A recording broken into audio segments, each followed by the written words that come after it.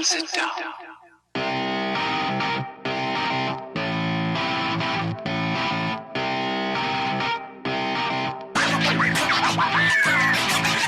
What is going on, Dads? And welcome to episode 29 of the Dads After Dark Show, recorded on Sunday, January 31st, 2021. We're your hosts, Drew and John, and thank you for joining us tonight for some Nintendo and Donkey Kong's Banana. That is singular, not plural there, John. How you been, buddy? What's going on? Pretty good. I had a nice, relaxing week this week. I have a 4-day work week this upcoming week, and been playing tons of games and having a good time.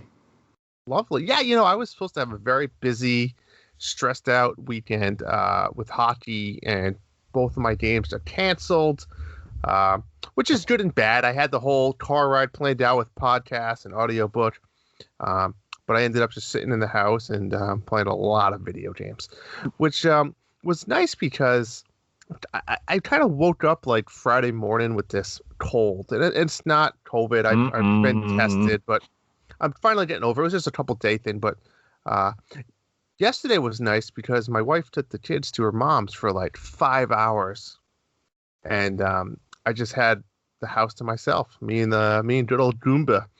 But is this why you were playing video games for 7 hours? Maybe. Well, you know what? I've been on this kick. Are you familiar with the whole Godzilla and Kong like recent trilogy or series, I guess you could say? Is it a series? Yeah, there's been a bunch of Godzilla movies. Well, so I didn't know. It started with there was Godzilla that was like 2014, right? Yeah. Then there was Kong Skull Island, which was great, better than I expected, because I love the Peter Jackson film. Nothing will ever touch that. But the Kong Skull Island was very good. And I'll tell you what, these movies have big time listed actors and actresses. The Kong one has Samuel Jackson and Brie Larson before they did Captain Marvel. The last Godzilla I watched had Bryan Cranston in it. It had that's right. Didn't it have 11 in it? 11, and then the mom was the chick that played Norma Bates in the show, Bates Motel show. It was great. So yes, there's Kong Skull Island, there's Godzilla, and then there's Godzilla King of Monsters, which I just watched yesterday. And then is that the 2014 one you said? No. So there's a 2014 one called Godzilla, and then there's a 2019 one. Okay. Called Godzilla King of Monsters, and now that's all leading up to the one that comes out in March, Godzilla versus Kong, which is I'm all in on these guys. I thought they were kind of like B-listed movies, but these things are the real deal. You got me kind of interested in it now that I know that it's like a 3-part series here. Yeah, they're all definitely connected, and it's going to lead up to this big one where they have said there will be a very clear winner of Godzilla versus Kong. It's not going to be like what happened or cliffhanger. There's going to be very distinct. Now, this is something that may pull me back into a movie theater. We'll see. I don't know. It is coming to the theater as well as I think HBO. But yeah. That's going to be on HBO Max. That's one of them. I think that's the one for March. Right? Don't they have like one a month or something? So I would imagine they're going to put the other 2 movies on there too, right? I think they might already be there. I know the new one was there. I'll take a look. Yeah, I'm interested. But yeah, they were better than they were all better than I expected. Cool. So, what else? Anything else? Getting me hyped. Yeah, it was fun. Oh. Yeah. No. Yesterday we both started playing the same game yesterday, which was a fun story. I guess we'll get into later, but I had to bring my car into the shop just for an oil change and just rudimentary checks on things. I haven't been there since the pandemic began, and I was there for 2 hours, and I just had my Switch with me, and I just played for 2 hours straight. I was sitting in front of a television. Because they have like comfy chairs, and then they have chairs that are around a table all facing each other. And it's like, I didn't want to sit there facing a stranger for a couple hours. So I sat in front of the TV, and the TV had infomercials on it. And the first one was like for male enhancement. Nice. And it was really awkward. Like, it's like, oh wow, this is in a Honda dealership. And I sat there, and then the next one had who's that chef guy that always goes like, bam, right? He was like, I can't remember his name. Merrill, was something like that. Oh yeah. What's his name? Come on. Oh my God, I know it. It's anyways. Okay. I know what you're talking about. So he was doing an infomercial. It's a big fall from grace. And there was like another infomercial in between. It was so lame. It was like, oh my God. But yeah, I just sat there and I'm thinking to myself, if this were like 4 or 5 years ago and I didn't have my Switch, what would I be doing? And like, obviously probably my 3DS, but like, I can't imagine like older folks who go in and just sit there for 2 hours waiting for a car. Because what do they do? I agree. Yeah. Like to me, I was like, if you told me, oh, you're going to go sit in the dealership for 2 hours, you'd be like, that's going to suck. And I was like, I'm excited. Cool. Yeah, I'm like, my Switch. I got my Switch. I got my headphones. The other day, she goes, I need to get my car inspected. I said, I'll go. I'll do it. Emerald Lagasse, who you're talking about, the chef. Oh, wait, what's his name? Emerald. Emerald. Yeah. So it was like a good time. I spent 2 hours there, and so I didn't even feel like, even lost anything. So you played this game that would unnaming for now.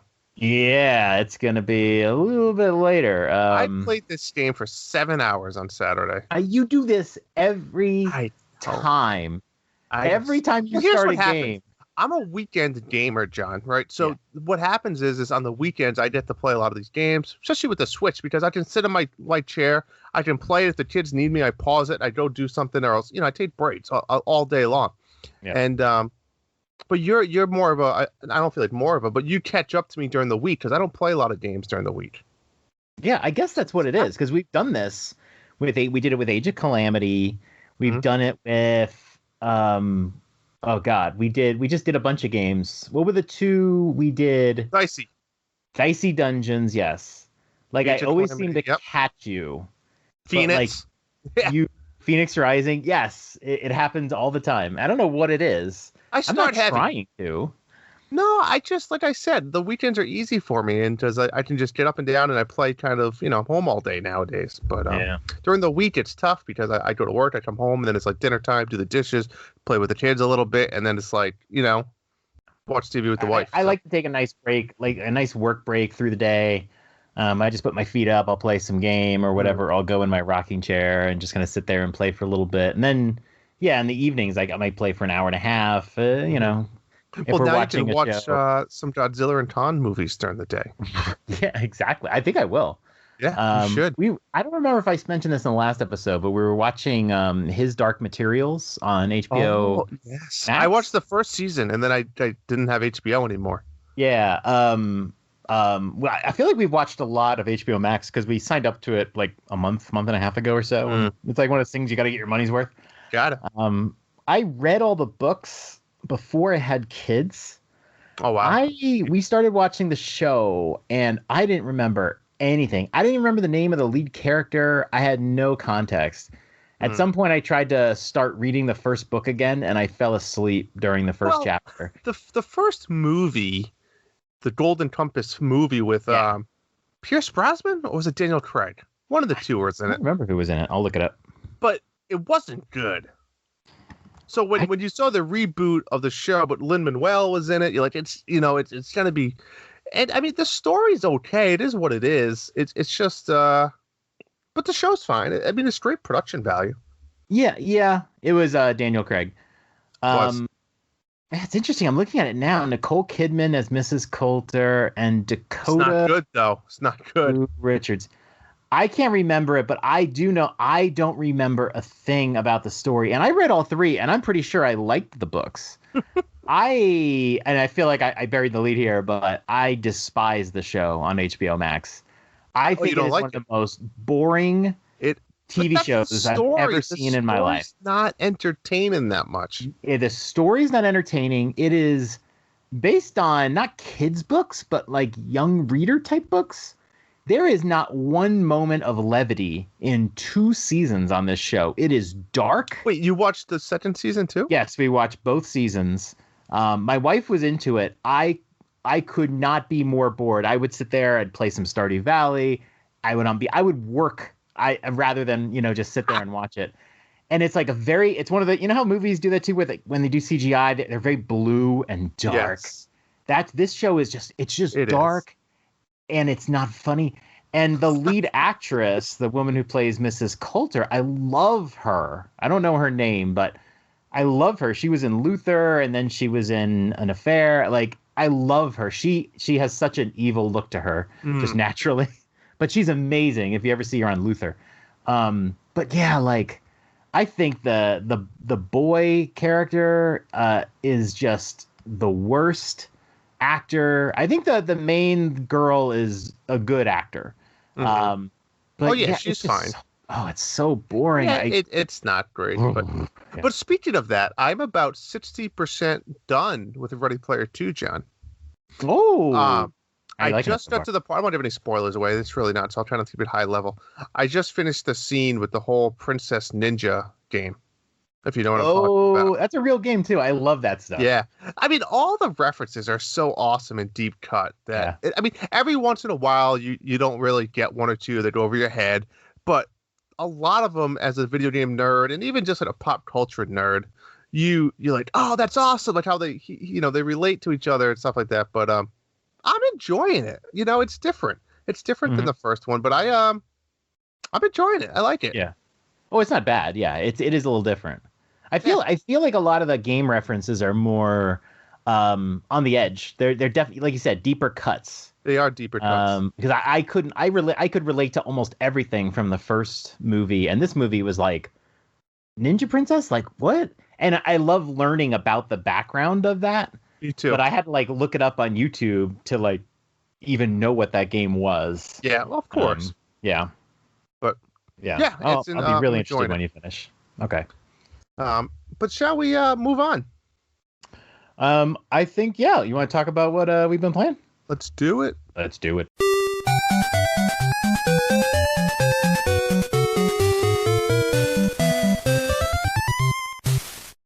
All right, what have we been playing?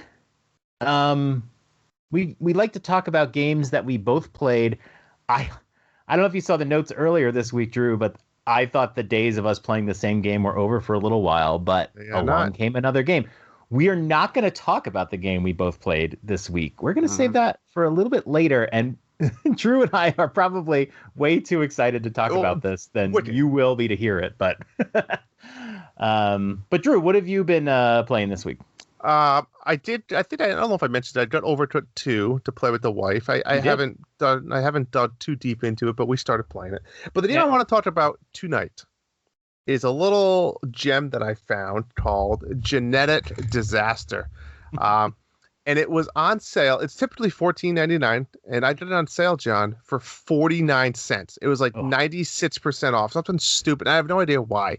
And I looked at it, and I looked at I watched the trailer and a couple of the screenshots, and it looks like an exact clone of Enter the Dungeon. Mm-hmm. So I said, for 49 cents, if I play this game for 30 minutes and I hate it, it's literally 50 cents. Who cares? So I got it. And this was my last weekend's game that I probably played for 10 hours. It's fun. It's exactly what I think it was going to be. It's Enter the Dungeon clone, where you'd have to, their big thing is they call it is mutations.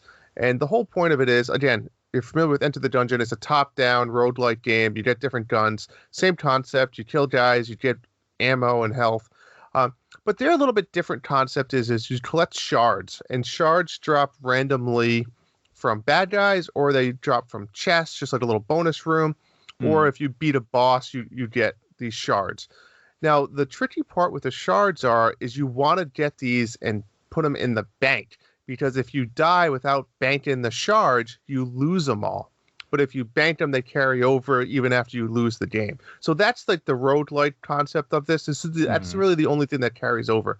The more shards you collect throughout the game, when you start your screen, they have your shard counter up top, and then there's buckets. So it's random. Like if you get like 50 shards, you get like 1 vial. Then it's like you have to collect another 75 shards, you get 2 vials. 80 shards, you get 3 vials, and so on. So you want to build up like the vials. When you start to stream, there's 3 buckets. There's like vial 1, vial 2, and vial 3, and what they're called are mutations. And in each one, it's pretty much like your skill points. You can select and turn off each time. So if I have 4 vials, let's say, I can turn on 4 points worth of skills, whether I do 4 from the first section or 1 from the last section. And then it's just their little bonus perks throughout the game. I think I made it to floor number 7 was my highest run. But it was fun. It was worth 50 cents. I don't know if I would have paid $15, but it was a good little game if you have that Enter the Dungeon niche. It was good. Nice. How did you find it? Did you just go into like great deals? Yeah, I was looking for great deals. I was just looking for something to, hold me over a little bit until really Mario comes out and stuff like that. And then I just came across it. So you do this, like nobody knows, like, but like you've done this several times to me where you'll message me and it'll be like a Saturday or Sunday and you'll be like, John, I need a game. Yeah, right? I do that a lot. And inevitably I tell you Sayonara Wild Hearts and you just ignore me. No, I'm going to be honest. You don't know this. Every time you tell me, I pull it up in the eShop and I look at the screenshots every time. And I'm just like, nah. You need to throw it on your wish list is what you need to do. So if it goes on sale, then you know. Because eventually I'm just going to force you to get it. That's true. Maybe I'll just wait for your birthday and buy it for you. Yeah. But yeah, I'll inevitably say Sayonara Wild Hearts, and then we'll go back and forth on some games. And then I sent you some game. You were so proud of this one. This was you were very happy, and I took a look at it. And the interesting thing is the graphics look like Rayman Legends. Okay. Don't they? I mean, a little bit. And even when the characters move, they're very bouncy. They are a little bouncy. Is it a multiplayer game? It's a multiplayer game, right? So it's co-op, and it's also online co-op. I obviously haven't tested that, but wow, like me and you could technically play this together. Yeah, interesting.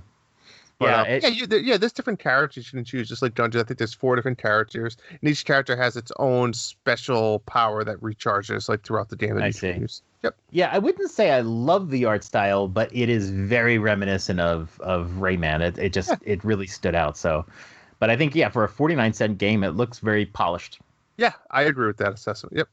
Now you started playing Overcooked 2. How are you and your wife getting along? Is it a cordial relationship? She did catch the rice on fire.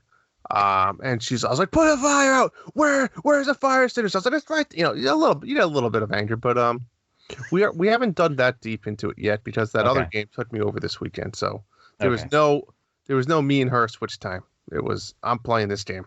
So she like this weekend though. She wasn't like let's play Overcooked, and you're like honey, I'm busy playing Genetic Disaster.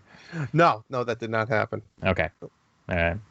I'll be interested because I have told you in the past that I've played Overcooked with my wife, and then when we played Overcooked 2, we played with a couple of other friends, and there's a couple of times where I asked her if she wanted to play just the 2 of us. And she doesn't want to play the 2 of us. and I'm trying to be honest.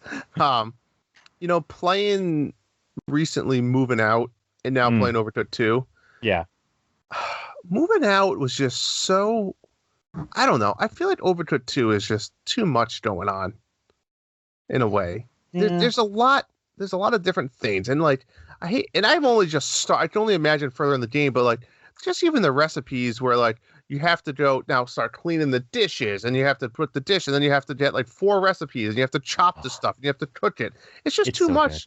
Moving Out is just so straightforward. Like move the furniture into the truck, and then they throw little curveballs in there. It's just it's so good. You can play Overcooked 2 online, by the way, too. Oh, jeez. Maybe you and your wife and me and my wife can play together, and I'll yell at you instead of my wife. I'm okay with that. What about you? I've been playing a lot. Probably cheating. Yeah. So, as you saw on last week's episode of the Betwixt, I was on episode. I had finished episode 3, I think, of Life is Strange when we did our show, and then I just got crack addicted to that game and. finished it up like a day later, and then I played through the whole game again. Really loved it, and then so yeah, I did a Betwixt episode on it. You can listen to. It was an hour long of me talking about spoilers and everything in Life is Strange. I fell head over heels for that game. And once I'm finished with a few other games, I am going to go and play the prequel. So very excited for that one. I just can't recommend that game enough. It's so cool. Mm-hmm. And now that is probably on top of my list of games I'd like to see come to the Switch. So fingers crossed that happens maybe this year. Continued playing Stardew Valley. My goal has been to get through the 2 years, which is kind of like what you're supposed to do. And it's kind of nice. You go through all the seasons. Every season's so different. Have you played Stardew Valley? No. Okay. But each season kind of plays differently. There's different crops and that sort of thing. So the nice part is the second year, you're way better at the game. Like I'm much better at Stardew than when I started. And now I've come back to spring. I'm at the beginning of the second year. And there's just all these things I was like, I needed to do for spring. So I'm very excited about it. My moments with it are not always good. Winter was terrible. But sometimes I can get really into it depending on what I'm doing at the time. So I'm trying to finish up the community center, and I'm probably not going to play through this game again. So I'm going to really try to get through the 2 years. Otherwise I'll never do it again. Finally played Donut County after hearing about it for what seems like forever. It came to Game Pass. I think we already owned it on our phones because I bought it for the kids. But it came to Game Pass, and I was like, let me give it a try. I did a 30-second review on it. Thought I would like it. Really didn't love it at all. I kind of find it a little boring. But yeah, like I love Katamari Damacy, and I don't know. I didn't like the story. I wasn't into it, but check out my 30-second review. Yes, you should do that. I love those, by the way. I'm gonna say it every time I see a new one. They're just so fun, and they're perfect. I mean, it's exactly what people need nowadays in our go life. I hate to say that, but it's true. And exactly, you get the job done, John. Yeah, thank you. Yeah, I try not to spoil games for people. So, and then another game I just started playing, The Medium. This one is one of the bigger Xbox next gen games that got announced, and now I think this is like the first one that they showed off for Series X that is now on the system. And I'm gonna do a 30-second review for this one this week, but I didn't really know what kind of game it really was. I knew it looked really cool. So this has the premise of you play in two realities at once. So literally you have a vertical split screen going on. I've never seen a game do this before, except if you're playing like Mario Kart or something like that. Yeah. But you're literally playing as a character, and they exist in the real world and then this like alternate dimension at the same time. And what I think was really cool was that you can press different buttons to control things in different screens. It's not like here's what the alternate reality looks like while you're playing. You can interact sometimes in the alternate reality and then interact in the real world.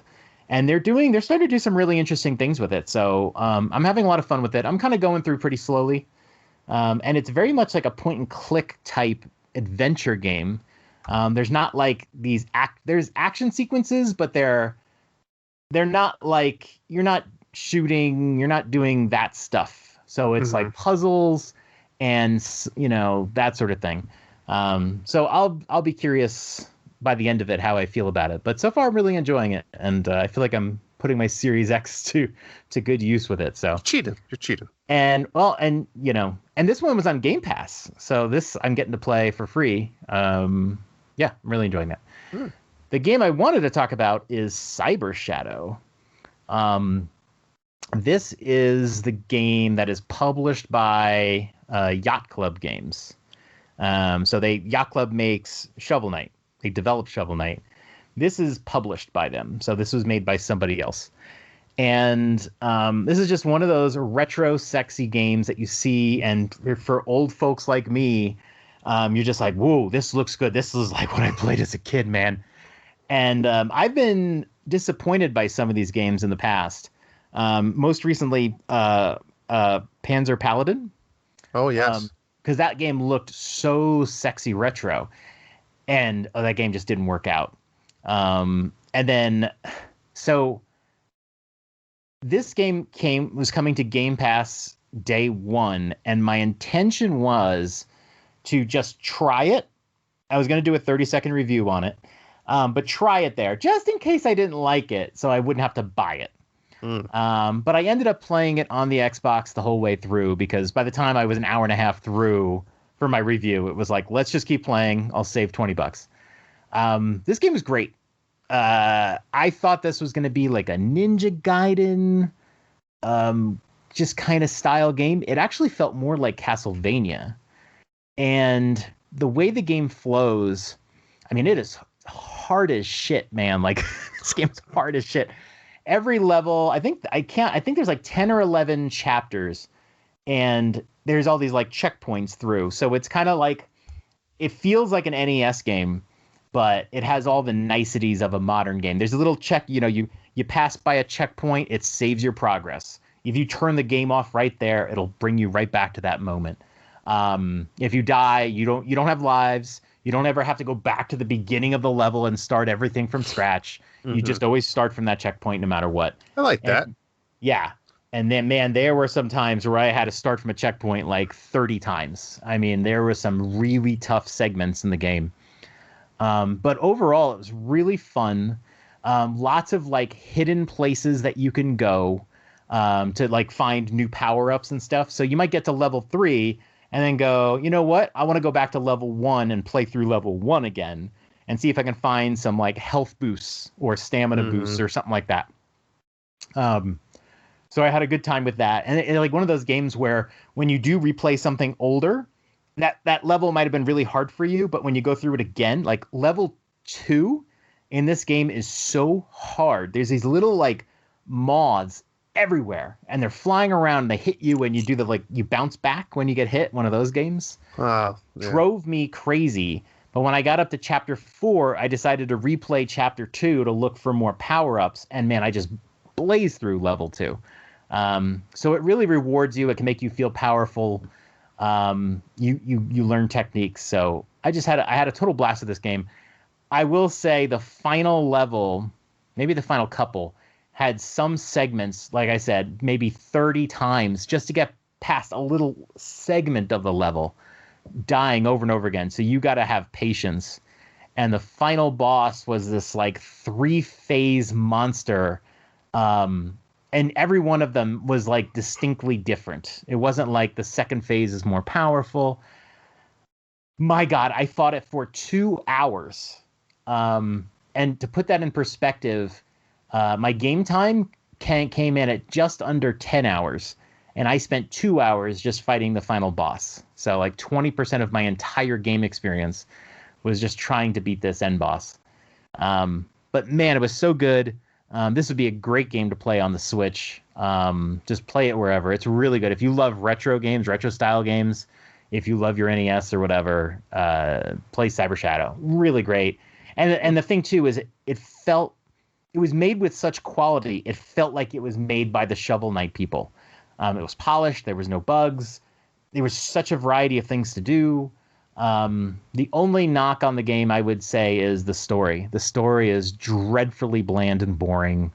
I don't even know what the story is. You're just some shadow guy that they bring back from the dead, just like if you're Link from Breath of the Wild, and you're supposed to go save the master, and I don't know what the fuck happened. So I was really bored by the story. But man, it's a great game. So if anything, put it on a wish list or whatever. Yeah, that's what I played. Lovely. All right. Shall we have Sadie start counting us down, John? Let's go to the countdown. Number 10. All right, folks. We recently had announced a new Monster Hunter themed Switch and Pro Controller.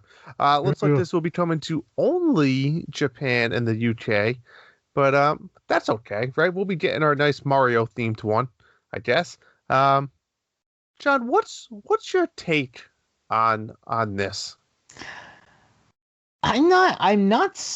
Yeah, I think you're right with the Mario one. I don't know why we're not getting it. I'm not sold yet that we're not, but you're right. It could be that just the Mario one's coming in. I think it looks hot. I'm not a big Monster Hunter fan, but I like the color scheme. I love the Pro Controller. We haven't seen a custom Pro Controller since Smash, what, in 2018 or whatever. So I mean, God, it's it's nice to see a new Pro Controller. I wish it was coming here. I love the back of this thing too. It's got a lot of graphics going on. Maybe I'm not as huge a fan of the Joy-Cons, the front of the Joy-Cons. Sometimes I just like colored Joy-Cons, and I don't really need the decals all over the place. But this is a cool one, and I kind of envy them for being able to get this one. Would you get this possibly if it came here? Never. No. The Joy-Cons, I do like the arrows that are around the Joy-Cons. I thought that was clever. I mean, two things. One, I don't think this design is that spectacular as everyone's saying. I think it's kind of bland, to be honest. Two, I don't get it, John. Call me Negative Nancy. People want this stuff. I get that they sell. Maybe this is because one has never come out that directly affects me, right. But I don't get the need for these special edition consoles. I mean, they're so cool. Are they though? I mean, it doesn't change the function of the console, right? It does nothing. No. So right. Why? It's just like Joy-Cons. I've been wanted the purple and orange Joy-Cons since they were announced. But I never bought them because one, they're $80, and two, I have 4 Joy-Cons already. Like, why? I don't need any more. They all function fine. Yeah. And I spend money on useless shit. I'm not going to deny that, but I don't see the need to spend money on this stuff where it's legit like a $300 console for a new look. And I get you could say, well, you could trade in your other one, and it's really only like 150. It doesn't matter. You're legit paying hundreds of dollars for a color that has no impact. Now, if you were already looking to upgrade, or this was a new version, I mean, maybe I get it, but I still have the day one Switch. That's it. That's what I have, and I have zero issues with it. So, well, I mean, Drew, you're sitting there wearing a Death Star shirt. Is that correct? Oh, yes, Disney. I mean, why do you have a Death Star shirt? Wouldn't just an ordinary blue shirt be fine? I mean, what's the point of having all the decals on the shirt? Just bought this shirt, actually. First day I'm wearing it.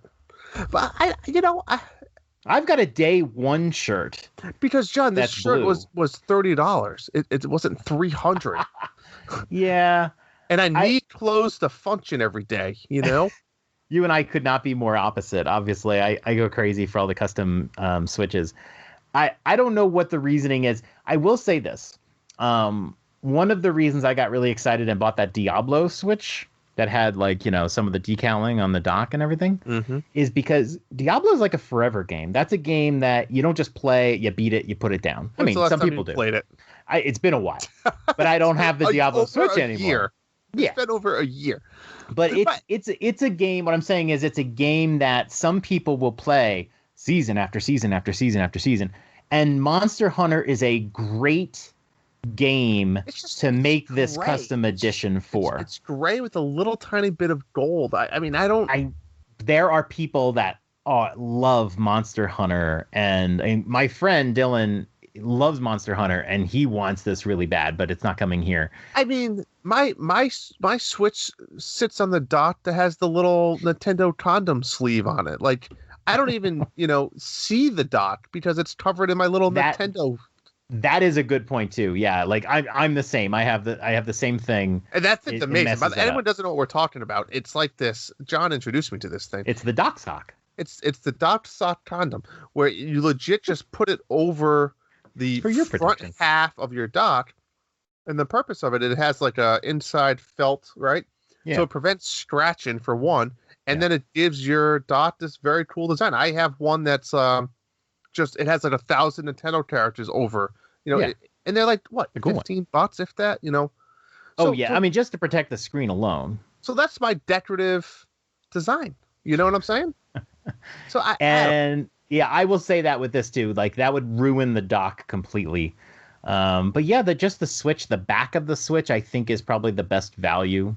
You just want to show off your passion, your love. So why you're not even looking at the back of your Switch ever? Other people are. No. Other people How many times when you go to your Honda dealer, you think the person sitting across you is like, oh my God, that guy's got the new Monster Hunter Switch. So when I was there was a lady next to me and she goes, those purple and orange Joy-Cons are beautiful, Sonny. And I was like, thank you. And she's like, she didn't do that. But you still like when you're on the train and you're playing your Switch and people are looking at you because they're like, oh, that's cool. You want to show off what your passion is. And a lot of people are passionate about Monster Hunter Rise. I can make an argument against games that are like one-offs where it's like a game you're going to play, like maybe Mario Odyssey, right? You're not going to be playing Mario Odyssey your whole life, but Monster Hunter Rise is a good one to do it for. So. All right. Well, let me parlay this into a question we got from Hambone Johnny, good friend listener. Hambone. He says, if you could design your ideal themed Switch, what would it look like? And he adds, tell me it's not just red. So I'm going to be buying that Mario Red and Blue that's coming out. If I can get it. It hasn't been available for pre-order, so I think I'm going to do like the day before Best Buy, hopefully. But yeah, I don't like the fact that it's all red either. If I could design my own, I have a set of Joy-Cons that are translucent purple. It's like something I bought off eBay. Mm-hmm. So I don't think that counts. So I would say, yeah, I like the translucent Joy-Cons. There's a lot of engineering in each of those Joy-Cons, and it makes for a very pretty picture when you're looking through it. And I really do like the purple. So I think my purple is my favorite, but I would love to see more translucent ones. In terms of a game, God, I've said in the past I'd love a Bayonetta Switch. Give me a Switch. The back of it has, the Bayonetta logo on it. Maybe some purple Joy-Cons. Exactly. The translucent would be perfect for Bayonetta. And maybe give me a purple Switch instead of the black. I think that would be my joyous one. Although, like I said, it's not a forever game. It's a game you play through. But I identify so much with Bayonetta, I would take it. That's my dream. What about you, assuming you would actually buy it? Assuming. I don't know. Moving out. I think, like you said, I would go more with a character of some sort rather than a game. Yeah. And I always love Bowser. I think the character of Bowser and his design is amazing. But there's a couple ways you could do it with like an all black with like flames of some sort. But you could also just do like a yellow with him or his face or some sort. I don't know. That would be a yellow would be awesome. Yellow and red. I think a yellow with even like the yellow Joy-Cons and I love, they don't do this enough, where they do like a yellow Joy-Con with like even like the green buttons or with like a red Joy-Con, like joystick rather. Like that would look, imagine a yellow Joy-Con with a red joystick and green buttons. And a joystick that works without drift. That would be great. So something like that, I would like to see where it's a character themed, and the actual back or the dock could have whatever Bowser you want. But do you remember the Wii controllers that were themed after Bowser, Toad, Mario, Luigi? Yeah, I think they're the most pretty Nintendo controllers they've ever made. Yeah. Now, why don't they do more of that? And rather than just $80 colored Joy-Cons, I mean, it's fine, but they've never done. The only colored Joy-Cons they've done, I think, are on the Switch Lite. And up until this Mario one that's coming out, they've always been black. So but imagine if you had like the 4 or 5 major Mario characters themed Joy-Cons. I'd buy them all. You just sell them for $100 and people would buy them. Yeah. I would do it. I'm all in. You sold me. Number 9. All right. Takaya Imamura has retired. This is a designer that has worked with Nintendo, get this, 32 years. And they are retiring at 54 years old. Dream come true. God bless you, man. To retire at 54. I'm going to be 54 in 10 years. God bless you.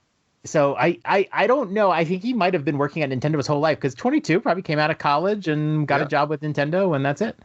That's the life. So this guy is responsible, if that's the word, for Tingle, Captain Falcon, and he basically worked a lot on F-Zero and Star Fox through his career. And he's got a little. I mean, he's not Miyamoto, right? So but I would go ahead and say that the dream of Star Fox coming out soon, like a reboot, would be dead because they would probably want to utilize this guy before he retired. And the fact that he's retiring and we don't know anything, and a lot of people have that speculation or they want something. This would have been the guy to do it. Yeah, I'm looking at it. He was supervised on Star Fox Zero, supervised under Star Fox 64 3D on 3DS. But he was a producer on Star Fox Assault, Star Fox Command. So maybe not. It looks like he worked on Starlink Battle for Atlas 2. But yeah, now that I look at it, he did Tank Troopers in 2016. He was a director. And then he was a director on Steel Diver Sub Wars. I think that's a 3DS title. I believe that one. And Steel Diver. Yeah, Steel Diver. So in the last 10 years, he hasn't worked on anything too big, but he had to. So I don't know. Who knows? I don't know if Star Fox is coming out, but yeah, he's got a little legacy. I think that's pretty cool with Nintendo. Yeah, I'll give him that. Number 8. Drew, I'm mad at Dan Caparello. When are you not? So there's been a tweet going around which is rank the 7 Nintendo consoles, the mainline consoles. In order, it would be NES, SNES, N64, GameCube, Wii U, and Switch. And Dan Caparello, bless his heart, I love Dan Caparello. You know that. Yeah, we all love Dan. Dan's a good dude. He does his ratings, and I'm starting to question his sanity. He ranked the GameCube number 1. Look, there's a lot of people that will rank it number 1. It's a great little. It's a great little console. It looks adorable. It has usable, an amazing library of games. It does. It truly does. And a lot of third-party games really started coming there. And it was a lot of the times when all these big movies were coming out, like James Bond movies. All these other movies that were making games on the GameCube. Yeah. I feel like it's an island of retro, too, because the N64 I find unplayable. It's tough. And then after the GameCube is the Wii, which is, I don't know, for whatever reason, it's just not really playable these days. I don't want to set up the sensor bar, and I don't want to sit there with waving it around, and the Wii Motion Plus kind of didn't work really well. So yeah, GameCube kind of hits that sweet spot. So he ranked GameCube number 1. I don't have a problem with any of his selections. Maybe N64 over Switch. But number 7 in dead last place is the NES, right behind the Wii U. And that pisses me off, Drew. That's a sin. That is a sin. I'm not going to lie. This is an opinion, right? This is a question. Everyone's got their own opinion. There's no wrong opinions, but there's dumb ones, Drew. And this triggered me. I admit I was triggered by this. NES, number 7? Drew, what are your rankings? Where would you put the NES? The NES would fall number 3 for me. And I would go with GameCube number 1, just because, again, I have so many nostalgia memories with that system. And I think it was really the library of games. Of course, I have to go with Switch for number 2, because it is taking over my life. And then NES would be number 3, because, again, because the NES also did an amazing library of games, right? And it has all those classic nostalgia games as well. But then I would follow up with Wii, because I have a lot of great memories with Wii. However, I do stand by what you said. It is difficult to set up and play now. Followed by N64. Again, difficult to play, kind of looking back at the graphics. Followed by Wii U. Because I liked Wii U. I mean, there's no bad games here, right? Bad systems. And then I'm going to end off with Super Nintendo. And I'm going to say that might not be fair, because Super Nintendo was not a big part of my life growing up. I kind of skipped that growing up, because I kind of went from the NES, and then I cheated, and I went to Sega, because my grandma didn't know better, and she bought me a Sega for Christmas. But that was okay. So a lot of my Super Nintendo playing days were more when I was older, going Yeah. back to play retro. I don't. Yeah, I can't argue with your list. Look, I mean, it's your list, right? Mine would be, and it was hard to, but I put the Switch number one, just from the perspective of I feel like it's the indie machine. It has all the NES games on it. It has all the modern games on it. It's portable. I love everything about it. I have some qualms with it, but it's still my number one. Number two, NES, and then SNES, and then the GameCube. Right. And of course I put N64 last. I just can't see how the NES goes last. And Dan's a younger guy. But really, all of the Nintendo games that we play today are inevitably sequels to games from the NES, right? We have all the franchises. Think about the NES and the franchises it's established all on the NES. And they're all still playable. Super Mario 2, which I know you love. Ooh, yes. Super Mario 3, 30 years later, is still an amazing game to play. It hasn't aged one bit. Crazy. Like, that's insane to me. Of course, you have Metroid. That game maybe did age a little bit. But, like, there's so many games that are like, I mean, if I sit down with an NES today, I can play through Contra and totally love it. There's just so much that's playable. It's such a fantastic system. And God, to see that put in 7th place, I know it's an opinion. And he said they're all great, but to put NES in the 7th spot is Legend of Zelda, Kid Icarus. There's so many games. And even a lot of like the B tier games, RC Pro-Am and Ice Hockey and these games that aren't like, the Kings of the Castle, the best ones, Eliminator Boat Duel. Like, there are so many good games. Not what I would have went with. It's a favorite of mine. I didn't play it till like 5 years ago. It's amazing. And I think especially now being a dad where you have less time, like I actually have my NES set up downstairs. It's fun to play through a game because you can play very quickly. Another one that's one of my favorites on the system, Russian Attack. I love that game. Bayou Billy. You can just play through. Bayou Billy is not one of my favorite games. Yes, it is. It's impossible. It's stuff. But there's so many games, and you can play through them pretty quickly. So, just killed me to see it. Dan, I love you. But yeah, you can't put NES in the last place. Number 7. We got news this week. This is kind of weird news. We don't have all the information on this. Apparently, Nintendo is the 100% owner of the Astral Chain IP.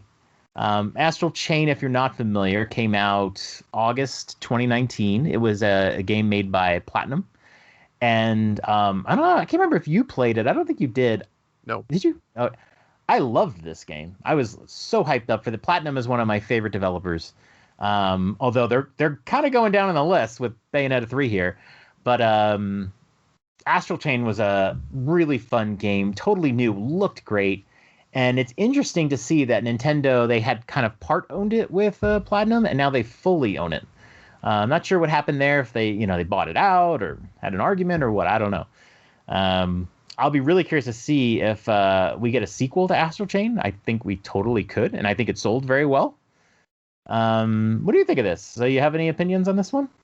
No, I don't know. We'll have to just wait and kind of see what happens here. I don't really have much to say about it. Would you ever play Astral Chain, or is it just something that just... No, it just didn't grab me. Oh, wow. It's a sexy looking game, I gotta say. I wouldn't mind playing through it again, but... Is that it? That's it for this? That's it. That's all we got. All right. Nintendo owns Astral Chain. Let's move on. Number 6.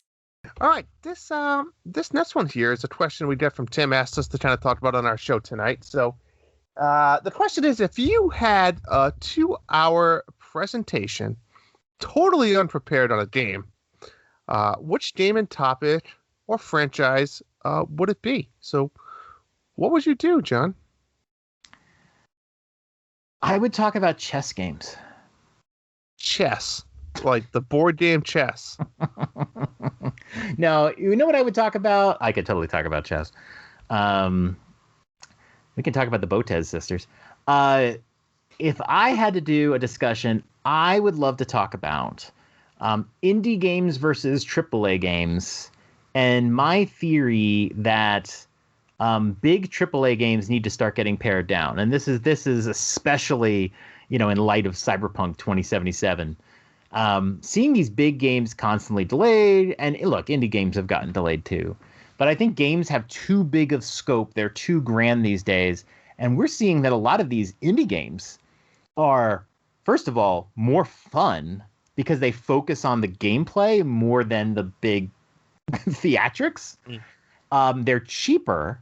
You're not committing to a $60 and now $70 game. And there's more variety to it. You can have a whole bunch of and they're like low storage, a bunch of these games sitting on your Switch, and you can play games that are so different. But if you look at all the AAA games, they break down into first-person shooter, and they break into this and that. So I could do a huge presentation on why indie games are amazing and more people should play indie games, and that it's a crime that some of these indie games have sold like 1 million copies when this same AAA shit that comes out year after year gets 20 and 30 million in sales. And it's like, play Into the Breach, play these games like they're so good, play Shovel Knight, like everybody should have Shovel Knight. So games like that would be my presentation. How about you? I would probably go along the lines of females in video games over the years and the development of their bodies. Jiggle physics. Yeah. It would definitely have something to do with the gravity of the jiggle. It would be, and how that developed.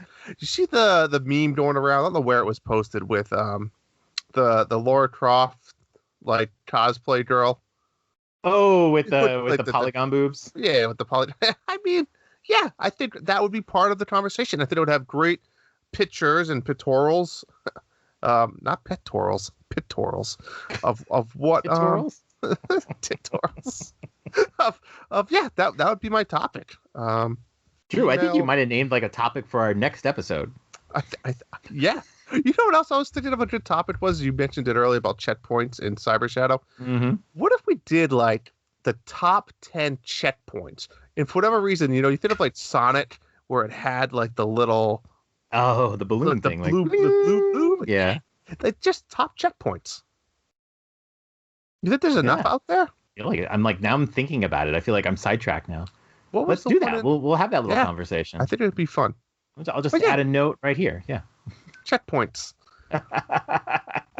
I think we should talk about both. I would love to have a discussion about jiggle physics. There's a Twitter account called, it's like something like Does It Jiggle?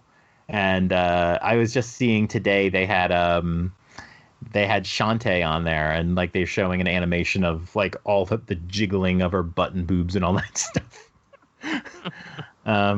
Yeah, we need a good topic like that. We haven't talked about that since you talked about how heavy a boob is. That was a great off the cuff topic there. People liked that. Yeah, weird enough. People like it. It was a handful. Number 5.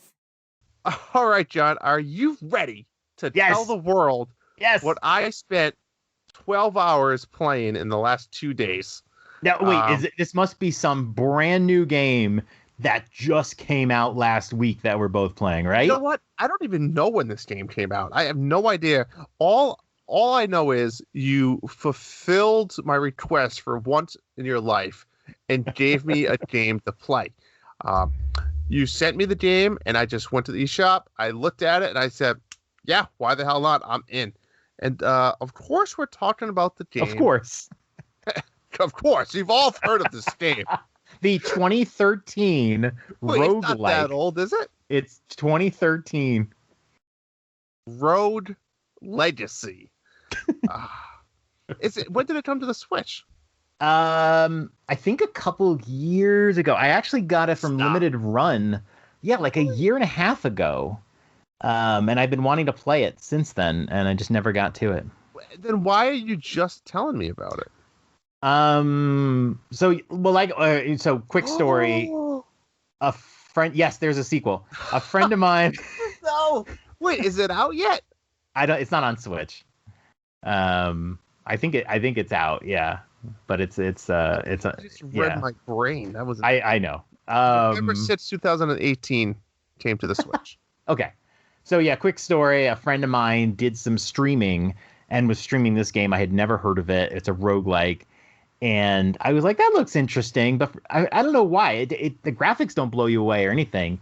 But it just looked like something interesting. And then when it came to LRG, I was like, I want to buy it because I want to play that. And I got it. And it was sitting on my shelf sealed. And for some reason this past week, I was like, I saw it. And I go, I really want to play that game. You have this physical? I have this physical, yes. And then you asked me about it, and I was just thinking, like, when I'm done with Stardew, I'm going to play Rogue Legacy. And, you know, you've been playing games like this, too. We've been playing Hades and games like this. So, and then you actually got to play it right before I was able to play it by, like, I guess a couple hours. But we both loved it. So what did you think when you I mean, like, what sold you on it? So, I don't know. I mean, for anyone that doesn't know, it's a side-scrolling type game, but it goes in all directions, right? So it up, down. I mean, essentially you have the screen, right? The traditional Zelda screen, if you want to call it that. But sometimes the screen's a little bit bigger than what your TV can hold. So, you know, you go a little bit, but then you go up, down, you go right, or you go back left. And it's that was your description of the game. That's it. I'm done, folks. 30 seconds of the directions you go in. I don't know. I'm so excited. There's so much to talk about here. But you start off. It's really cool, and you get to select. Wait. Let's talk about it. It is a roguelite game. You're basically a dude with a sword, and you go through this castle. It has a pretty interesting story, right? There's a castle. And what it was like, the king has been not murdered, but gravely wounded. I don't know, but the years are going by. But eventually, you're avenging this assassin, and every time you die, you know, unlike Hades, your next of kin is the next player, and you actually get to pick select. Next of kin. Yeah. Well, there's 3 people you can select, and each person is very similar. But there's a couple differences, right? And this is where I said to you, I love it because it has the ice hockey vibe, where there's tiny people, there's huge tank people, there's average Joe people, and you can select. And each one has a little bit different. You know, the smaller might be faster, smaller sword reach, but you could also read the descriptions where sometimes it doesn't matter. They're super strong, or they collect a lot of gold. They each have a different little trait.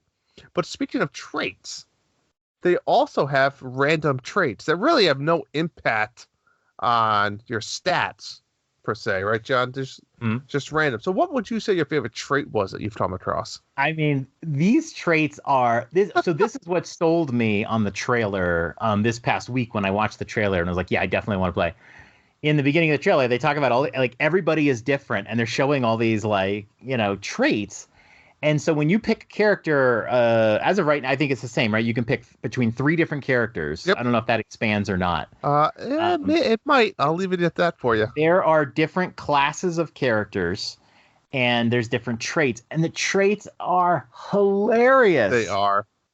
So for example, you might, have a selection where you could pick someone who's colorblind. Yes. And then when you play the game, it's in monochrome. The whole time.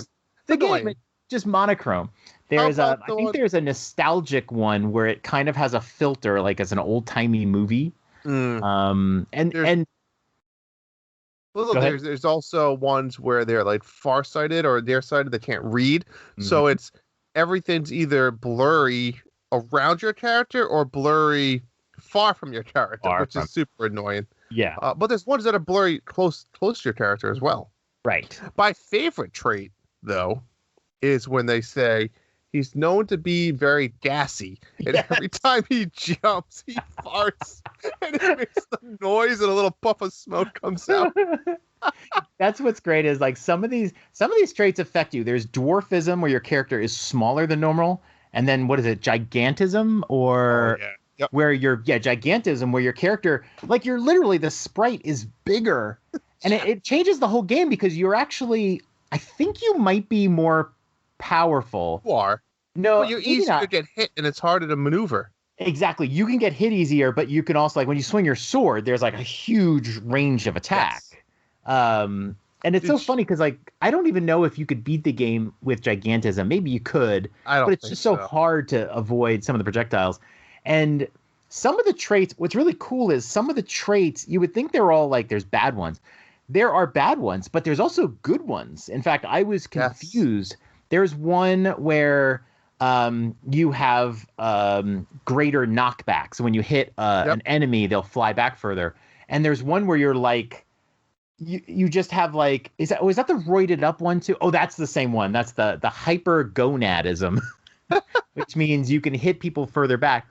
There's a few things that will actually help you. Yeah, there's while a you play. huge one. I forget what it's called, but it's essentially, if you think in Zelda, when you get a compass and it shows you all the locations, it shows you the location of all the chests, the bonus rooms, everywhere. When you I don't know if push, I've seen that one. oh yeah, if you push the menu screen, everything's lit up on where all the chests are. Oh, that's cool. So that's a good one. There's one called Flexible, and they each have a description, and the description for this one is, you are very flexible. But what's cool is you don't actually sometimes know what they all do. And I didn't even know with this one. And so it says you can turn mid-swing to redirect your attack. So you can start swinging to the left, and then you can turn right. Yep. Okay. Yeah. Did you do the Vertigo one? No. I mean, I tried it. I have to try it. So Vertigo legit flips your entire screen upside down. I mean, it's just stupid, but it's like, I tried. I played it for a little bit. The description on that is, welcome to Barfsville. I feel like that's one they could just do pretty easily. And like, yeah, I would never pick. Some of them I would never pick. There is the other one's weird. Some of them are weird. Like, first of all, they have dyslexic, which is hilarious because it just rearranges the letters. And if you don't want to, like, dyslexia is a good one if you don't want to have a negative. So it's like, oh, it just messes with some of the words, but it's really no big deal. Right. And they have one, it's so weird to see it there, gay. Yeah, I don't get it. So the description is you are a fan of the man if you're a guy, or you like the ladies. Yeah. But anyways, this is just the beginning, folks. You get to pick the character between the three options, and it really isn't a huge impact, but it might change the way you play that run, which is cool. Yeah. After you pick the character, you get to another screen, which is like the manor, or called your manor or your castle, where this is where you do all of your upgrades, right? This is where your permanent upgrades. We'll get to that later, but you essentially can upgrade your health. There's tons of options, like tons. Upgrade your magic, armor. I don't know. I don't want to spoil any for the ones later on, John, so I guess I'll hold them to myself. But there's one that really saved me later on. I won't tell you because I don't want to spoil it for you. Okay. You know what I'm talking about, or no? Were you talking about the skills? Yes. Is it the one where you get health every time you kill an enemy? No, but those are strong. Do you want me to tell you or no? Tell me. So there's one, it's all the way in the top left, that if you die, it gives you a percentage of chance of coming back to life. Oh my gosh. So it starts at 1.5%. Oh, okay. And it never happened for me. I upgraded it to and it goes up to only 1.5%. I think the max is 10%. So I was at 3% right now. And when I was fighting the third boss, I died and I came back. And I was like, and all of a sudden I'm like and I'm like pissed and I'm like, oh my God, I'm alive. but anyway, so you do that. The next screen you go to is like right outside of the castle grounds.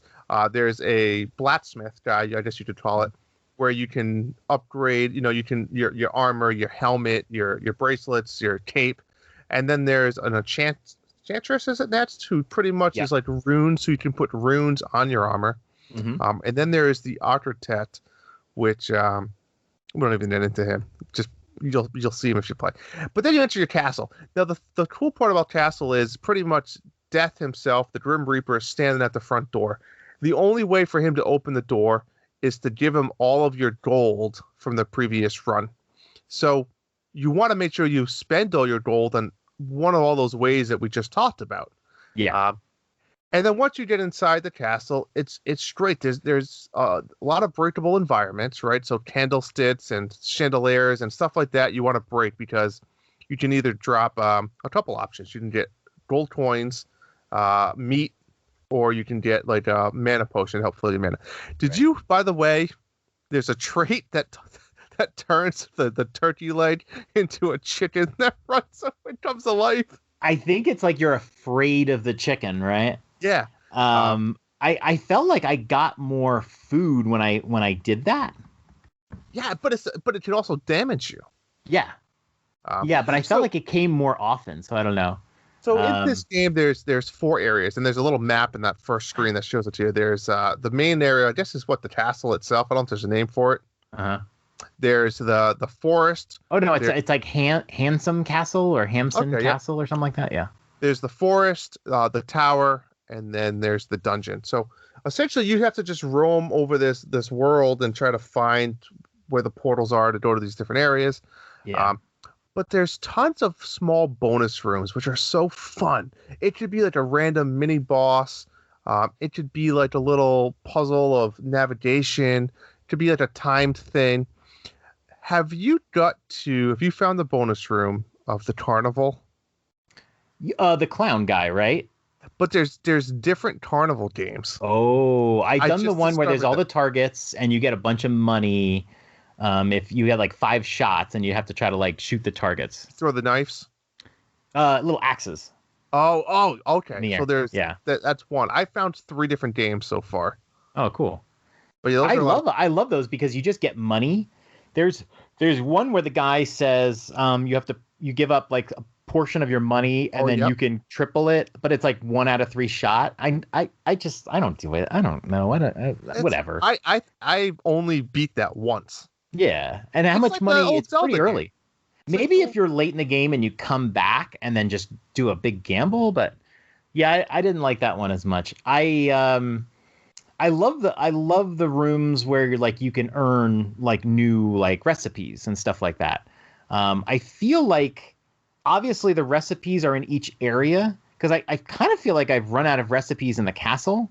So right now I've beaten the castle and I've beaten the forest, but I was able to beat the forest really quickly.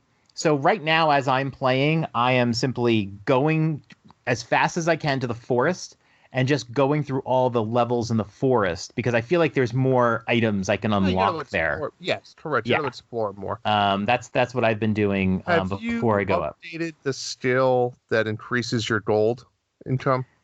I think I unlocked it, but I haven't really. It's expensive. Yeah, I haven't done that one. I just maxed that sucker out, so I'm getting a lot of gold.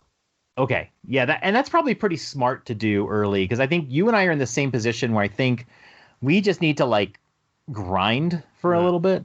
I've been really focused on sword power and health. I'm always like a vitality guy. I just feel like I need health because you lose health pretty hardcore. You do. I'm working on getting my armor. I had unlocked like all the knight armor, but I couldn't wear it all. But now I can wear it all. And now there's like, I think Ranger armor, which I'm trying to unlock. I just feel like every time I take a hit, I lose so much of my health. Yeah. And it's not always easy to get it back. Well, that's why I like picking like the tank characters because they say like the tank, they're hard to die, but I find they're usually just as strong. Yeah. And my tank has like 550 health. Yes. Isn't it the barbarian, right? Yeah. Yep. See, that's one of the problems. Like I told you early on, I played for like an hour and then I deleted my save data because I was increasing my vitality. But the problem was my characters had different vitality every single time. So it's like so it'll tell you like, give me this amount of money and I'll increase your HP by 10. So I do it and it increases my HP by 8. And I'm like, clearly there's different character classes. Oh, yeah. But it's just not clear to me, like, which one I want more vitality. I just want more vitality, especially early in that game. I just constantly lost health. So I don't really know which ones. I need to look that up. But I think I had a barbarian and he had a ton of health. And it's like, that's what I want. I want, because he's powerful enough. Oh, yeah. Give me the health, please. There's also the spiritual shine. It's like kind of the Grim Reaper hood guy that if he gives you a special item. Mm-hmm. Do you know what I'm talking about? And there's some special items that they don't really tell you what they do. And I'm just looking them up because Are these there's the some relics or No, it gives you almost like another symbol in like your magic item. Okay. So there's one that gives you like it says like Hermes boots. Yeah, You know- yes. Do you know what? So Hermes boots allows you to walk on spikes. Yeah. There's the Sharon's Obal or whatever it's called. Look at it now. It's like a gold coin. Do you know what that one does? That allows you to re-enter the castle Without paying. So like that's a Yes. huge one that you can build up. There's like the There's one headshot that if you curse, which is die, stupid. you'll come back to life. In fact, I think the first two I that never I got that one. the first two that I got, I did that, and I thought that was all that statue did. Yeah, if you die, you'll come back to life, because I did the same thing as you. I died, and I was like, whoa, I'm still going. In my physical edition, there is a page with all of the relics, and yeah, like I would love the Hermes stuff. I died so many times on the first boss because I kept forgetting the spikes were on the edges of the screen, and I kept getting hit by. Oh yeah. I mean, the game is it's just everything that I would want. Like, I'm gonna play this game. I'm pumped. It's just so much fun. It is so addictive. The cycle of playing, getting some money, you come back, you pick your next character, and then you spend the money. It's like it was like an inheritance to your kin. So you pick a character because you just want to spend the money, and you're like, I want to see what I can improve. And then you're like, well, let me just play.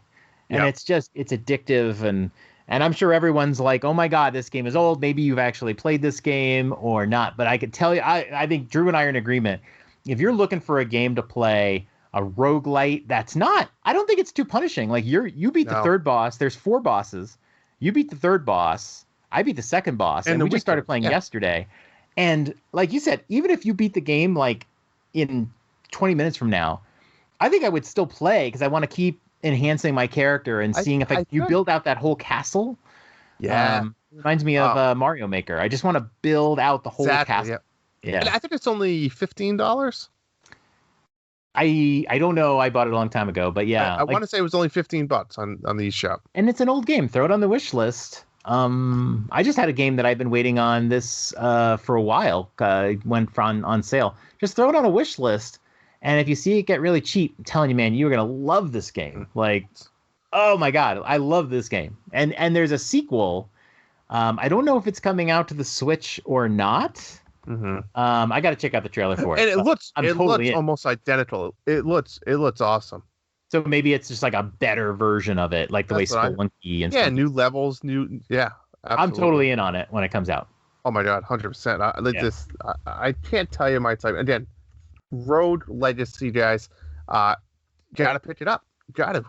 So fun. Number 4.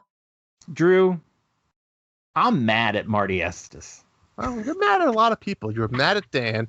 I mean, just on this show, you're probably mad at me for whatever reason. I think I just get triggered. It's a friendly trigger. I love Marty. I love Dan. But I'm mad at Marty Estes. You want to know why? On the last episode of Nintendo Dads, he made a statement which had me incensed. He said, and he admitted this was a hot take, Square Enix hasn't made anything good in about 10 years. What the fuck, Marty? All right, so here, and if you want to hear this, it's at the 32-minute mark of the January 21st episode. I looked back at the games in the last 10 years, because when you say Square Enix hasn't made anything good, your first thought is, what, are you crazy? Like, it's one of the best developers in the world. In the last 10 years, they've made Final Fantasy VII Remake, Octopath Traveler. They published all the Tomb Raider reboot games. They published Life is Strange, which I told you earlier is one of the greatest games ever.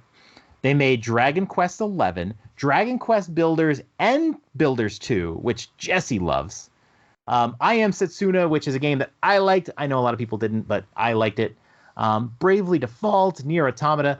They have made a ton of games. Ton of good games. Yes, they have some misses. Ononaki was one of the worst games I've ever played.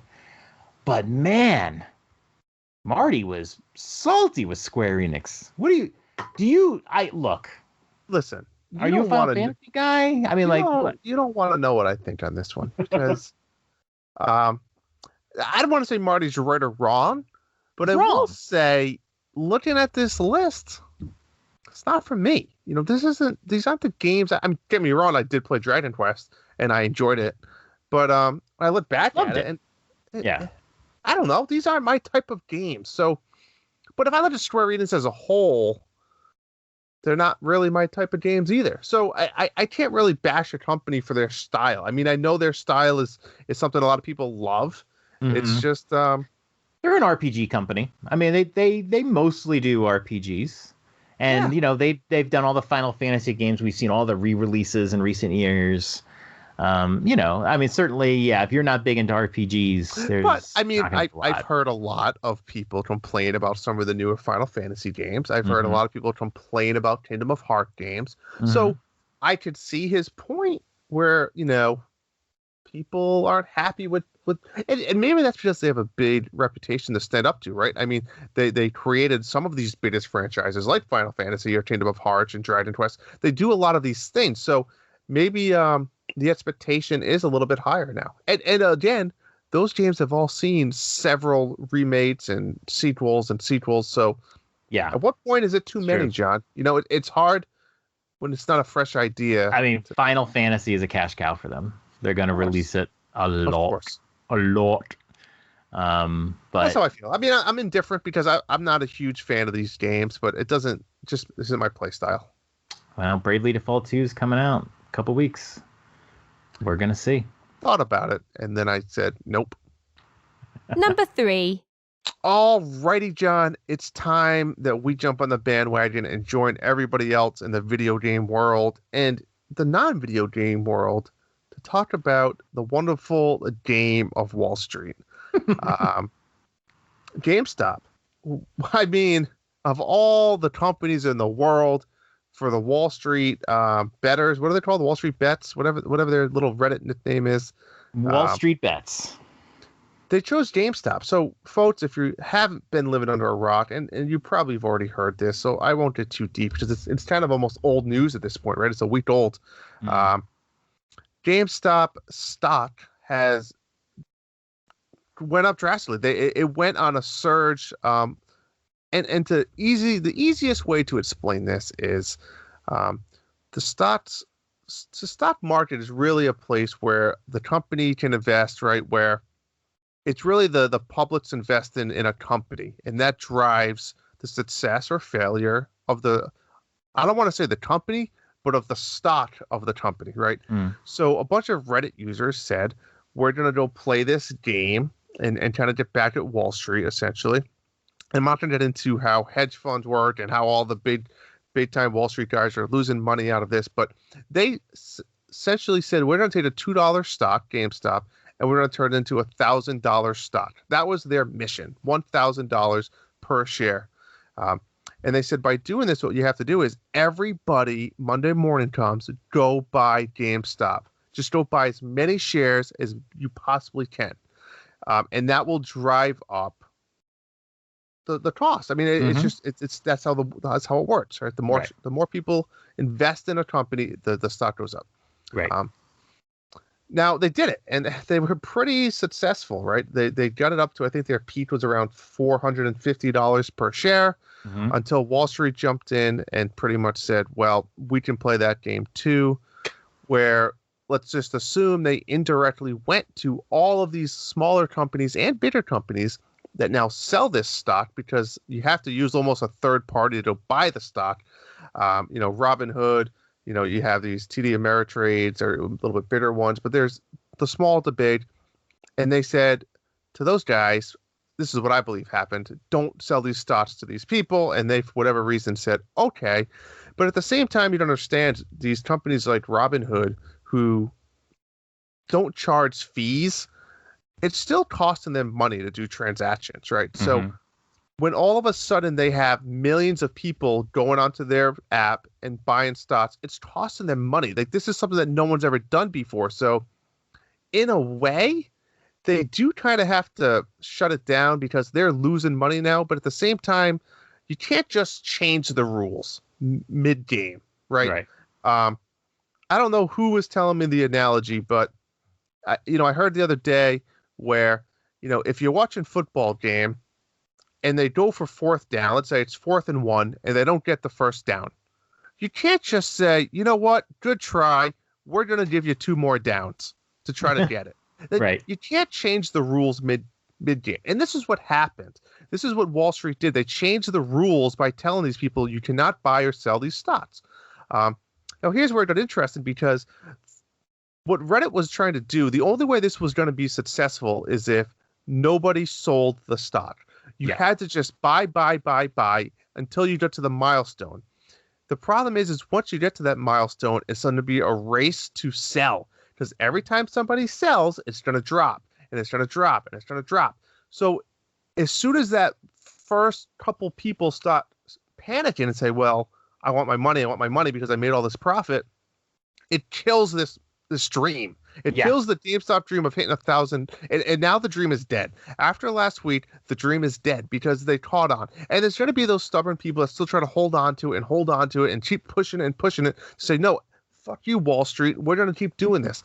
But you're going to have the average Joe people like me or you, John, who said, I'm going to buy 100 shares and say, shit, I can go cash out my 100 shares and make $30,000. I'm going to go do that. Why wait and maybe get 100,000, but it's risky.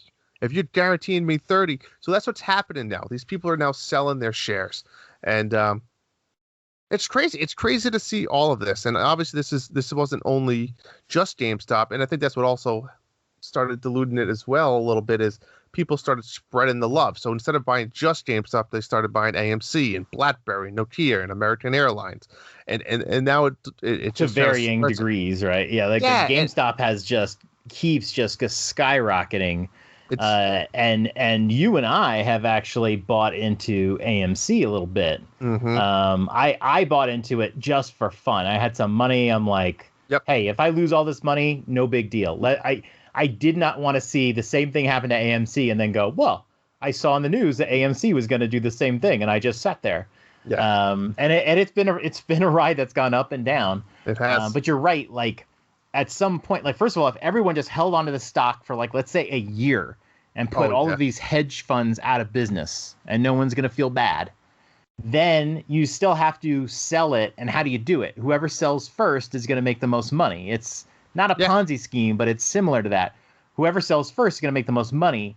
So what you're seeing is people are selling it too soon. And you and I are like, look, I mean, I'm kind of doing it to try to, hold on to some stocks and screw some people. But yeah, no, if it skyrockets, I'm going to be like, all right, you know what? I'm out. I'm not. But here's the problem. It's not going to skyrocket. None of these companies are skyrocketing. These companies are all going out of business, right? And they're never really coming back, right? GameStop's going out of business. Essentially it is, whether we want to believe it or not. Streaming and all these other things are taking over. AMC is never coming back into business like it used to be. AMC is movie theaters. They're going out of business because of all these other streaming networks. So the stock is never going to rise due to the business being successful. It's only rising because people are manipulating the system and buying. As soon as they get it to be a tower and they start selling. So our point, John, is we're never making money off of this if people are going to keep selling. So if you did invest in this, be wary that people are going to start panicking, because I'll tell you what, Wall Street always fucking wins. It's just, that's how it's going to be, because average Joes like me and you are going to sell when we can make a quick buck. Well, whenever somebody wins, somebody loses, right? When your friend says, "Oh, I made a bunch of money on the stock market," somebody lost that money, right? It always depends. I think there could be a situation where we were panicking. It was a Thursday or Friday that the price was going down, and if it would have sold, I mean, it went it was up like 60%. The same thing with GameStop too, which is incredible, like 60% after it had gone up 100% multiple times. But yeah, like there's no exit strategy here. There's going to be people that are going to get out of it. So and the more people that get out, hurts the people that stay in. Yeah, if everyone would just buy in and hold it, the value would go way up. But then what? Then, it's always going to be competitive. So it's going to be really interesting to see this week. I'm really curious. I'm still bought into AMC. Are you still in? AMC and Nokia. Knock. But that's changed tomorrow. If they open up tomorrow with like a nice 50% again, I might just get the hell out of this business while I can. Not that I have, thousands of dollars invested already. Right. I got you. Number 2. I'm mad at Drew DeFusco. Oh, here we go. Third person tonight. You made a comment last week. I was talking about Cyber Shadow, and I was super excited for it. And you said, here, I have the quote here. You were not interested in Cyber Shadow, and you said the primitive graphics thing is just getting old.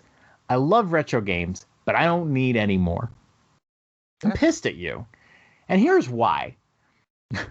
That's like saying, I don't like this game because it's a RPG or something like that.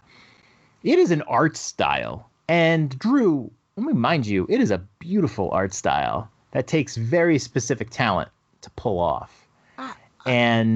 But what you're saying about Cyber Shadow is not the game that it is. You're talking about the art, and you're missing out on a great game. So I want to hear, what has been your history with retro style games, and where did it hurt you? Listen, I love retro games. There's nothing wrong with retro games. It's just that I see it way too often nowadays. I can't even keep track of these Cyber Shadows. There was those Ninja ones. I mean, even Celeste. God, I say, because I love Celeste just as much as you do, but it is a retro style. It's the pixelated graphics where there's just so many more games nowadays, which I feel like they could do, I don't know, better. I mean, look at games like, I feel like if you think of Dead Cells, right? I don't look at Dead Cells as a retro style. I feel like that was a little bit more of a unique style of graphics. Do you agree with that? You would say? Yeah. Because here's my point is I'd like to see more games trying to branch out. I feel like when they just mimic this 16-bit, it's it's lazy. I don't think it's lazy. It is. I understand to an extent what it is. I just want new. I want new stuff. I don't want to play pixelated art games. I played them. I love them. There's a place for them. I played them on NES and Super NES. They're fantastic. If I want to go play them, I have the ability. I'll go load up those systems and I'll play them. I am now in 2021. I have the best generation of video game consoles. I want to play better games, better looking games. I don't want to play pixelated games anymore. I don't. Look, I understand. There are some great looking games, and then there are retro games. But sometimes in the middle is that sort of ugly. I don't even know how to describe it. That ugly art style, like a game that's coming out soon, Ghosts and Goblins, right? Mm-hmm. And it's like, should that have been retro style?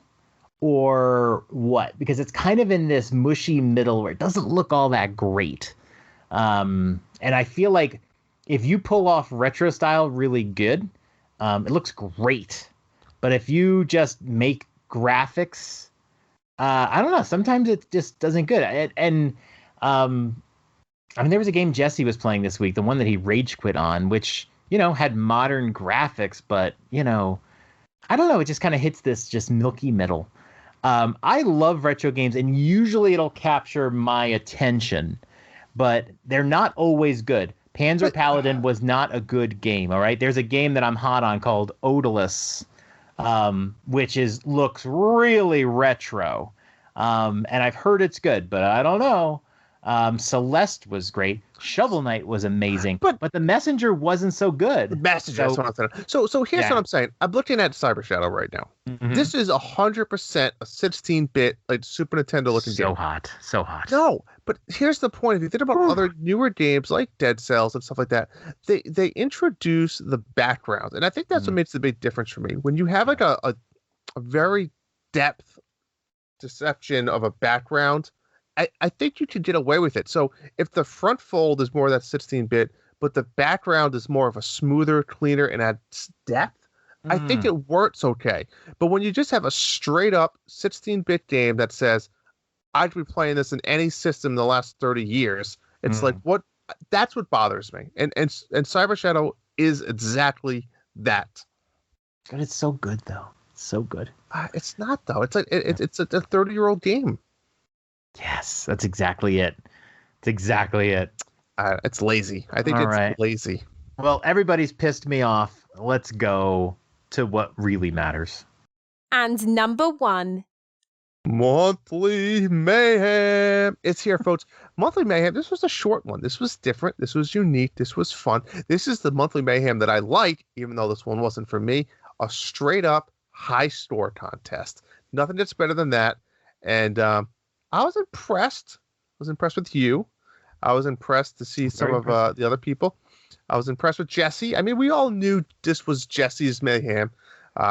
But this was different. Again, this was a shortened version, guys. Of course, this month or 2 weeks. 2 weeks was really Donkey Kong, the original Donkey Kong. As simple as that. It was just get your high score.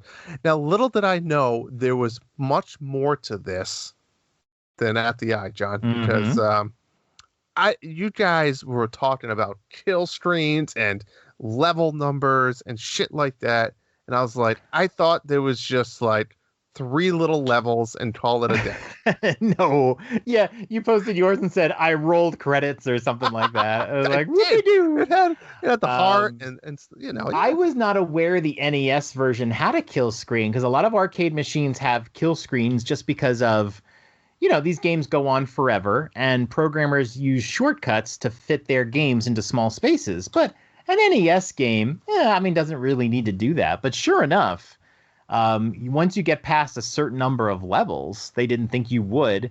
You go through 10 levels, and then they start going through the letters, and then they go A through Z, and I don't think all the letters are there. You don't go through A through Z, but then, oddly enough, you start getting these weird symbols, and what is happening is the game is just like increasing an index as you go, and those are not numbers and letters; those are sprites. So it's just iterating through the sprites, and that's it. But when it gets to the end, it just goes to the next sprite, which is not a number at all, not a letter at all. And eventually it will hit a sprite that will break it. Now, I think on the NES one, the kill screen is just forced. I think the game detects that, look, there's no more sprites I can show, and it just makes your time low. The kill screen basically, like, where you would have a pretty abundant amount of time to get through the level, they give you like 10 seconds or even shorter than that, and then you die. There's just no way to get to the top of the structure in time on that kill screen. But yeah, and as you're going, like you said, your score will roll over, which basically means, you know, these games were not built to like have dynamically sized text or whatever. They had a certain number of pixels reserved for your score. So when you hit 1,000,000 in Donkey Kong, you go back to 0. And that's it. The game doesn't keep track that you've done 1,000,000. In fact, I think it's pretty funny. The high score will be like 999,500. It doesn't know you have over 1,000,000. It's just displaying sprites. That's what it's doing. So you had to keep track. And we had people that hit 2,000,000, 3,000,000. No normal person would do that. Exactly. And we allowed cheating in this one because we can't know that somebody didn't cheat. So we just have to openly say you can cheat. And yeah, so every time, like when I was playing, every time I died, I would just hit rewind and try not to die. And in fact, when I finished the game and got to the kill screen, I lost 0 lives. But when they made this game on the NES, nobody was going to get to the kill screen on the NES. So how many levels is it to just the kill screen? I think Jesse said it was like 133, all 3 levels. So it was basically like 400 levels. God bless you. But you had to go through levels of Donkey Kong. Yeah, you had to knock Donkey Kong down. There's 3 levels. Knock Donkey Kong down. You had to do that 133 times. What's your favorite level of the 3? Playing through it, it was probably the 3rd one when you knocked Donkey Kong down because it was interesting enough. There was enough variety there. But the barrels were kind of like, they're so crazy, and there's so many times I had to rewind because some barrel kind of came down. True. And the 2nd level, playing through it so many times, I sort of mastered getting up there so fast in that 2nd level. That was your fast level, yeah. Yeah, you would just go boom, boom, boom, boom, boom, boom. And then the spring at some point the spring is so fast and it's just so random. If I died, I would just rewind and try it again. So did you go for like the little umbrellas or whatever the hell you collect in the 2nd one? I'm not in the 2nd level. I started doing that, and then it was just like you save so much time, it was just more lucrative. And plus, and if I had to go through this thing 133 times, I'm just trying to save some time. So the second level was the most boring, but the first level, I would get both hammers and I would sit there and break some barrels. And the third level, I would get all the items. Any and regrets, I was just doing John? the same thing. Any regrets? No, it took several hours, but I, for the most part, played it during his Dark Materials. So, so it was a better use of my time. It distracted me from Stardew Valley for a little while, but no, it was pretty funny. And then Jesse was going through it pretty quickly too, and I was trying to keep up with him because I figured it would be more fun for him if I was giving him some competition. Because if nobody else did, it would be more boring for him. So he would like get to 800,000, and so I would get up to about 800,001. And I was hoping to keep him going. And at one point he said, I'm not going to be playing much tomorrow, so I'll probably hit the kill screen Sunday. But then I played a bunch, and the next thing I know, he's hitting the kill screen on Saturday. And so, yeah, that was fun. No, it was fun. It was unique. I made a video, and yeah, it didn't take that long. It's actually pretty quick. You can get through the 3 levels in about 4 minutes. Jeez. So it's not a huge amount of time. Get through the 3 levels in 4 minutes. After a while, you get really efficient. But anyways, we had 8 contestants this period. John, why don't you walk through there and then let's get through some winners here. Let's go through it. So in 8th place, Drew, 14,300 points, beat the game, rolled those credits. Rolled the credits, baby. And then put it down. By the way, this contest was Drew's idea, so I didn't even lose a life. Didn't lose a life. Good for you. 7th place, we have Mecha Dragon 101, 34,100 points. Good job. Mecha Dragon isn't always doing the Mayhem. You got him in that one. One of our best super 100%ers in the Discord, Hambone Johnny, multi-time winner. He even played this game and said, fuck this, I'm out. Yes. 61,200 points. Good job for you. Our sports guy, Chris HL94 in 5th place, 243,700 points. This is the first score where we have the cheater, right? This is like, I don't think anybody really did 243,000 on their own. So I don't have confirmation, but I'm sure he used rewind, as you're encouraged to do. In 4th place, Phoenix Down, one of our recent competitors, 367,200 points. Good job. And in 3rd place, Sandy Rod 64. He has been competing in these since the very beginning. Yes. 2.1 million, 5,500 points. Good for him. A cheater to the end. It was extending his score like right at the end there. Looped his score twice. I don't think he hit the kill screen on that one. No. In 2nd place, Nintendo Dad himself, Jesse, 3.351 million 100 points. Got the kill screen. He was the first one to the kill screen. Did a video on it, so check out the Nintendo Dad's YouTube channel if you want to see what that looks like. But unfortunately, bookending this competition, the other Dad After Dark, me. Ugh. 3.596 million and 700. That is a kill screen. Over a cheater. I think I used the hammer. I don't know what the difference between Jesse and I was.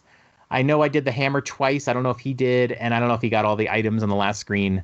He might have skipped those. So, very close.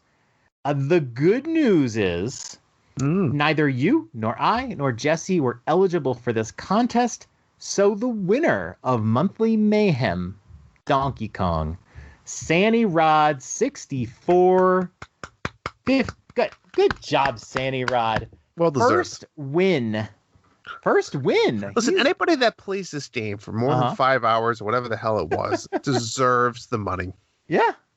And he took 3rd place, but he was the top eligible player. That's his first Monthly Mayhem win. He previously had 2 lottery wins. So good job for Sandy Rod. And our lotto winner, as picked previously before the show. Phoenix Down. Congratulations. You are the winner. Yes, what's that? Well, technically second place. Technically second place. Congratulations. I actually had included Jesse in the lottery balls just to see if he would have won or not. But he did not. Phoenix Down took it. So congratulations. That is Phoenix Down's first money. Very good. I love seeing first-time winners there. So, Me too. We hope to see you in the next competition, Phoenix Down. Which will be announced next episode. Yeah. So I'm ready for it. That will be on... Probably a I little don't bit know when before we're the gonna next episode. Yeah, Maybe. Valentine's Day. We'll have to change that date. Yeah. Yeah, we want it to be our last Valentine's Day. But yeah, no, we'll have an announcement. We've got a pretty exciting one coming up. Well, John, that was a good show as always. I got nothing else really to say to you. Well, actually, let me ask the famous question. What do we have coming up the next few weeks, John? Do we have coming up? We've got a lot coming up the next 2 weeks, but it's all backloaded. Little Nightmares 2. You said that. Little Nightmares 2 is coming out February 11th. Not sure what that is. I actually played the first one a little bit this week, and I wasn't really in love with it. But that's a pretty well-known franchise that's coming out February 11th. And then February 12th, we have Super Mario 3D World and Bowser's Fury. February 12th also is the day that the Cat Mario and Cat Peach amiibo come out. And February 12th is also the day the new hotness, Nintendo Switch Red and Blue. Are you getting all of that? Yes, I pre-ordered the amiibo, and I'm waiting to pre-order the Red and Blue. And So I'm definitely going to get An Bowser's Fury. expensive Best Buy pickup day. That'll be an expensive pickup. Yes. You'll probably walk out with 2 other games I never heard of. Yeah, I will probably try to sell my old Switch, so it won't be too bad. But yeah, so yeah, there's a bunch coming out, and that February 12th will be a big day. And then the next time we do this list, there's a lot of really cool games that'll be out. Mid-February to end of February is going to be hot, but we'll wait till the next episode for that. Yes, lovely. Well, that was a fun show as always, and everybody stay safe out there. Have fun. Good night, Dads. Good night. The Dads After Dark show is a part of the Nintendo Dads family of podcasts.